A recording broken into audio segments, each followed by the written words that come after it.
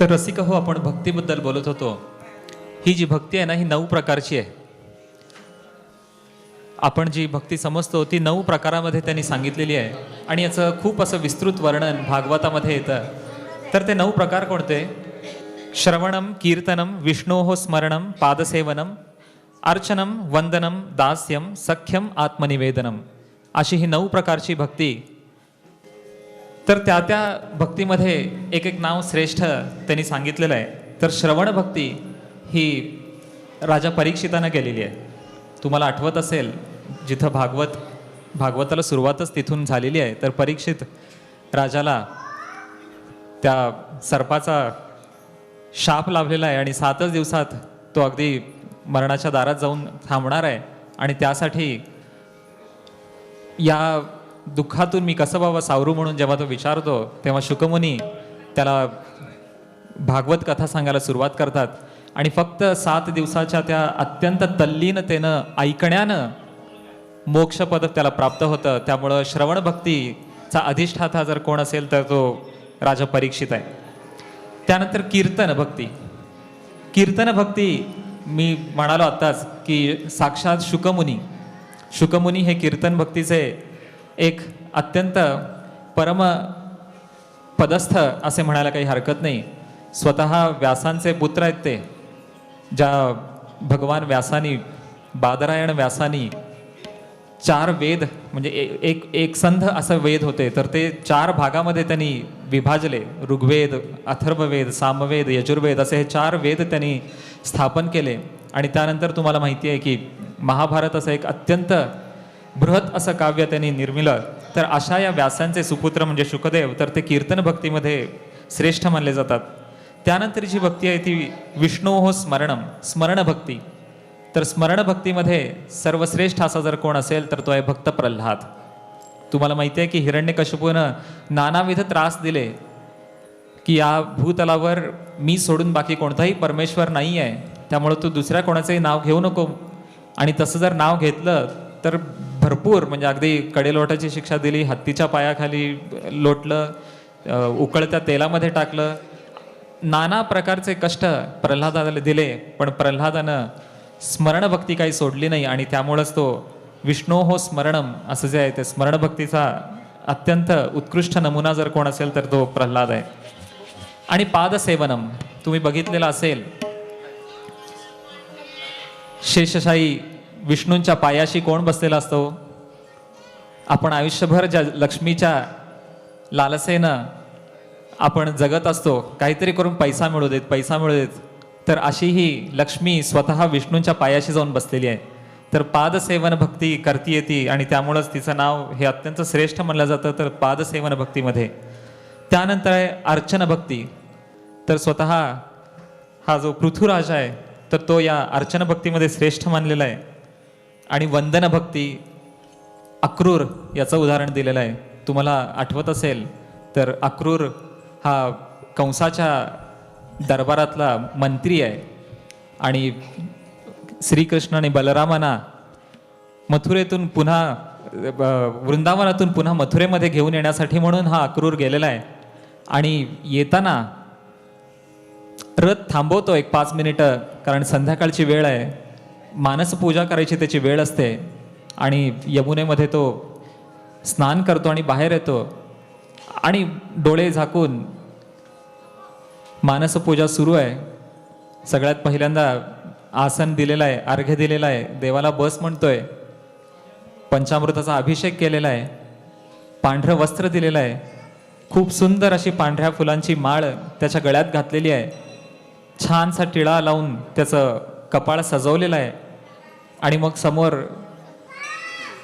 दूध साखर याचा नैवेद्य त्यानं दाखवलेला आहे. आणि नमस्कार करून उठून बघतोय तर रथामध्ये बसलेल्या श्रीकृष्णाच्या अंगावरची वस्त्र पांढरी झालेली आहेत. त्याच्या अंगामध्ये यानं जे मनामध्ये पांढऱ्या रंगाच्या फुलांची माळ घातलेली आहे तीच माळ याच्या गळ्यात आलेली आहे. त्यानं जसा टिळा त्या मनातल्या मनात देवाला लावलेला होता तसाच टिळा याच्याही कपाळावर आलेला आहे. आणि याच्या हातामध्ये जे चांदीच्या पेल्यातून त्यानं दूध आणि साखर दिलेली होती, तर तो दूध साखरेचा चांदीचा पेला या साक्षात कृष्णाच्या हातात आहे. आणि हे बघितल्यावर मग त्याला समजतं की आपण मनामध्ये इतकी वर्ष ज्याची पूजा केलेली आहे तो दुसरा तिसरा कोणी नाही, तर हा जो 10-12 वर्षाचा एक लहानसा या वृंदावनातून आपण ज्याला न्यायला म्हणून आलेलो आहे, तिथं मारेकरी बसलेला आहे कंस रूपानं, आणि त्यानं ज्याला आणायला म्हणून धाडलेला आहे तो साक्षात श्रीकृष्णच परमेश्वर आहे असं म्हणून त्यानं नमस्कार केलेला आहे, वंदन केलेलं आहे, साष्टांग दंडवत त्यानं घातलेला आहे. आणि त्यामुळे त्या वंदन भक्तीमध्ये अत्यंत श्रेष्ठ जर कोण असेल तर तो अक्रूर आहे. दास्य भक्ती तुम्हाला सगळ्यांना माहिती आहे, रामायणामध्ये दास्याचं अत्यंत सर्वश्रेष्ठ असं उदाहरण तिथं येतं, तर ते आहेत हनुमान, वीर हनुमान. वीर हनुम बहुपराक्रम असं म्हटलेलं आहे. तर वाढता वाढता वाढे भेदिले शून्य मंडळा, इतकी ताकद असलेले हे मारुतीराय, पण ते स्वतः श्रीरामांच्या बंधनात स्वतःला त्यांनी अडकून घेण्यातच धन्यता मानलेली आहे. त्यामुळे दास्यभक्तीत सर्वात श्रेष्ठ कोण असेल तर हनुमान. आणि त्यानंतर आहे जे आपण सख्या पांडुरंगा म्हटलेला आहे, तर खरा सखा जर कोण असेल तर तो आहे अर्जुन.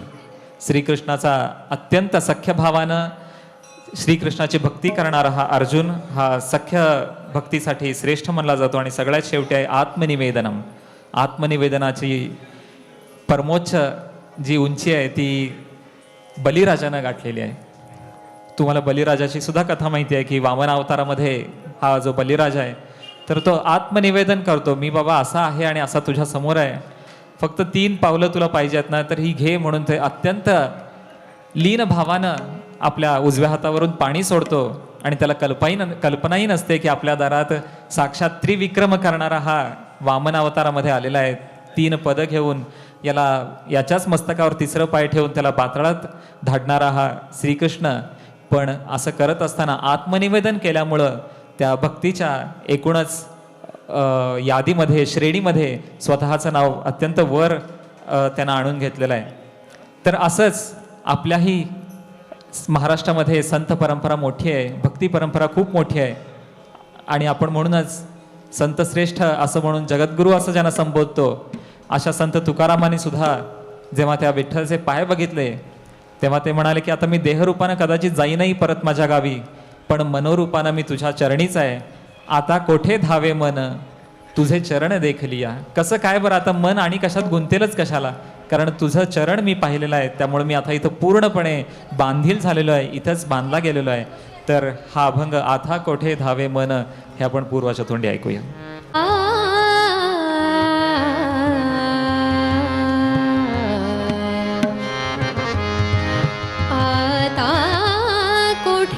धावे मन आता कोठे धावे मन आता कोठे धावे मन आता कोठे धावे मन तुझे चरण देखिलिया तुझे चरण देखिलिया तुझे चरण देखिलिया आता कोठे धावे मन आता कोठे धावे मन तुझे चरण देखिलिया तुझे चरण देखिलिया.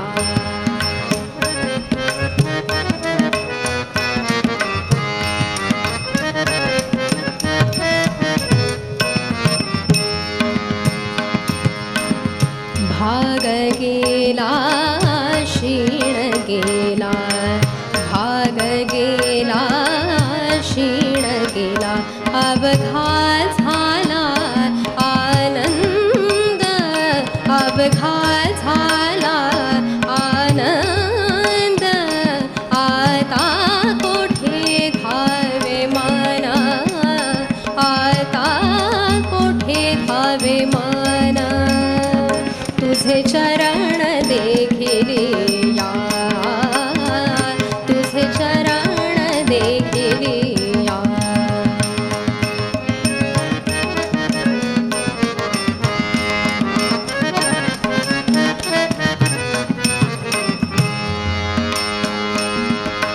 प्रेम रसे बैसली मिठी प्रेम रसे बैसली मिठी प्रेम बैसली मिठी प्रेमरसे बैसली मिठी आवडी लाठी मुखासी आवडी लाठी मुखासी आवडी लाठी मुखासी आता कोठे धावे मन आता कोठे धावे मन तुझे चरण देखिले या तुझे चरण देखिले या तुझे चरण देखिले या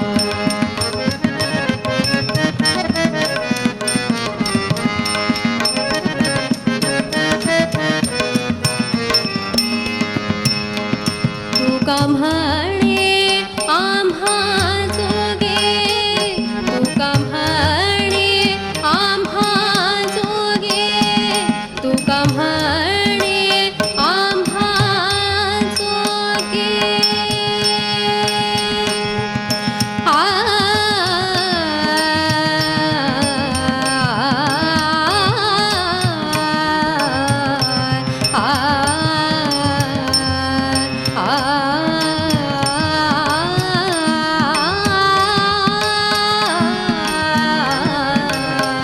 तुका म्हणे आम्हा जोगे तुका म्हणे आम्हा जोगे विठ्ठल खोगे खरे माप विठ्ठल खोगे खरे माप विठ्ठल खोगे खरे माप विठ्ठल खोगे खरे माप आता कोठे धावे मन आता कोठे धावे मन आता कोठे धावे मन तुझे चरण देखिले या तुझे चरण